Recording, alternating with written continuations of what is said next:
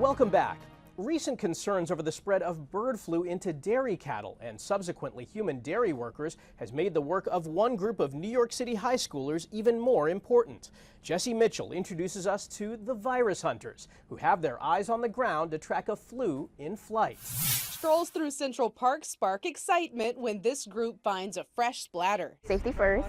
Mount Sinai and BioBus pay high school students as junior scientist interns who scoop up poop in search of sickness. Really, the most important thing is just making sure it's fresh, it's not dried up. As a haven for both local and migratory birds, Central Park is a unique study of an urban environment. We will look around to see what type of birds are surrounding where we collected the data, so like sparrows and robins. The project started in 2020 with support from the National Institutes of Health and aims to better understand how bird flu can adapt and fly between species. We want to make sure that we collect as much data as possible so we can actually assess that risk. As they take their samples back across the street to Mount Sinai's Kramer Lab, the virus hunters mix up a solution to start to see the differences in DNA with help from lead scientist Philip Mead. If we have something that's real, then we'll get the full genetic sequence, the whole genome. Mead says he's more worried about the spread among dairy cows than the jump to their handlers, as it's important to understand the potential for pets, especially in parks. Cows are more similar to humans than birds are to humans. The virus having extra time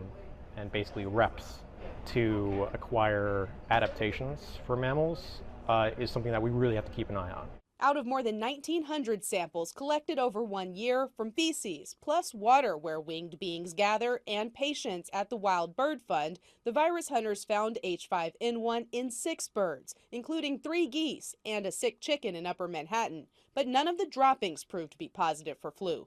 Their research was recently published in the American Society for Microbiology's Journal of Virology. Jesse Mitchell, CBS News, New York. Most medical students at Johns Hopkins University will attend school for free thanks to a $1 billion donation from Michael Bloomberg.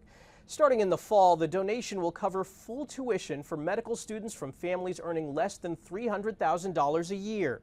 Enhance the ability of students to choose the careers that they're most passionate about, and more than that, to choose the places where they want to pursue those careers.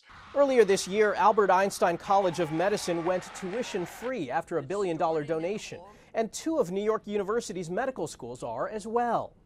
That smartwatch on your wrist may be more useful to your long-term health goals than you think. According to the Wall Street Journal, some doctors are recommending the Apple Watch as a medical device. They say it can be used to help diagnose and manage some conditions. Researchers are reportedly looking into how to use it for monitoring heart disease and post-surgery recovery. I think it empowers patients to get involved in their health care. It allows them to understand how lifestyle choices may impact their health. And from my perspective, it allows me to monitor my patients long-term remotely. Dr. Rod Passman is a cardiologist at Northwestern Medicine. He's currently leading a study to find out if people with abnormal heart rhythms can use the watch to personalize their care. You know, we don't make a diagnosis purely because your watch says something's wrong, right? We always want to get medical grade confirmation before we embark on any treatment. However, you know, we understand that this is a pretty accurate tool for detecting abnormal rhythms. Dr. Passman says if a patient isn't an Apple user, other devices like a Fitbit or Samsung watch work just as well. Dyslexia affects as many as 20% of people worldwide, and it can be challenging to treat. We take a look at how artificial intelligence is being used to help people with the learning disorder. Megan Odell says her dyslexia caused her to struggle inside and outside the classroom. Just trying to communicate, because I had all these things I wanted to say and I wanted to express myself, but I couldn't even do a simple thing of just talking. Dyslexia is one of the most common learning disabilities, affecting more than 40 million people in the U.S. It can make both speaking and reading a challenge. The disorder happens because there are inefficiencies in the brain for language processing. Dr. Coral Ho is a clinical linguist and helped create Dissolve. Phase, band, bore. It's a computer program that uses games to help treat dyslexia. Using AI, it adapts to someone's individual needs. If Dissolve AI finds that a student has an error with item 1, it will continue to probe that. Why is the student having this problem with item 1? What is the source of that difficulty? And that's what we call responsive intelligence. pack. Dissolve costs $1,000 a year.